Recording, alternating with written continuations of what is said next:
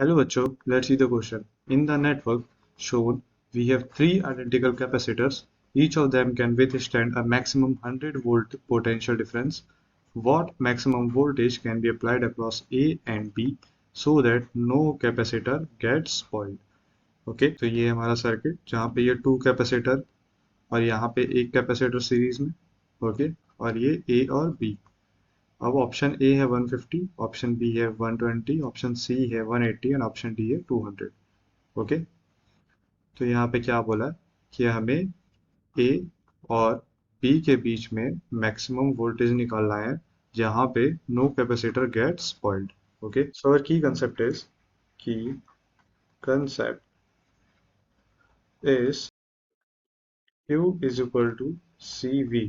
तो ये formula use होने वाला है। ओके तो ये हमारा की कंसेप्ट है।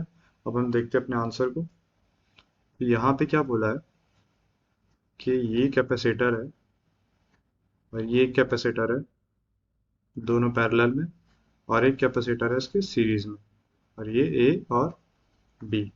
ओके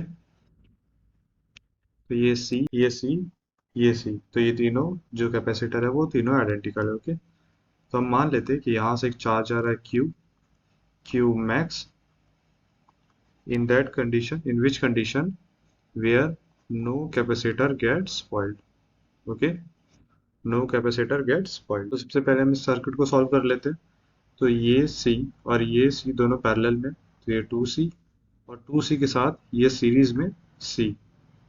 ओके तो ये क्या हो जाएगा 2C इंटू सी अपॉन ये C इक्विवेलेंट 2C इंटू सी अपॉन 2C प्लस C। तो ये हो जाएगा 2/3C। ओके तो ये C इक्विवेलेंट आ गया 2/3C। अब क्या होता है कि Q is equal to CV। तो यहाँ पे V मैक्स लिख लेते क्योंकि हमें मैक्सिमम वोल्टेज निकालनी है। तो Q is equal to C क्या है 2/3C into V max. Okay अब हम जैसे कि जानते हैं क्वेश्चन में हमें दिया हुआ है कि हर कैपेसिटर में वोल्टेज डिफरेंस है वो 100 वोल्ट है। ओके तो यहाँ पे Q क्या हो गया Q is equal to C into 100। तो अगर यही Q की वैल्यू को हम यहाँ पुट कर दें तो ये कितना हो जाता है C into 100 is equal to 2/3 into C into V max.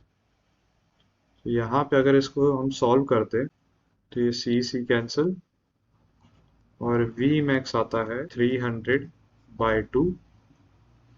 Okay तो V मैक्स हमारा क्या निकल के आता है 150 वोल्ट। तो ये हमारा आंसर। तो कौन सा ऑप्शन सही है option A is correct 150 volt. Okay तो कितना मैक्सिमम वोल्टेज होगा 150 volt. So hope you understood it well. Thank you.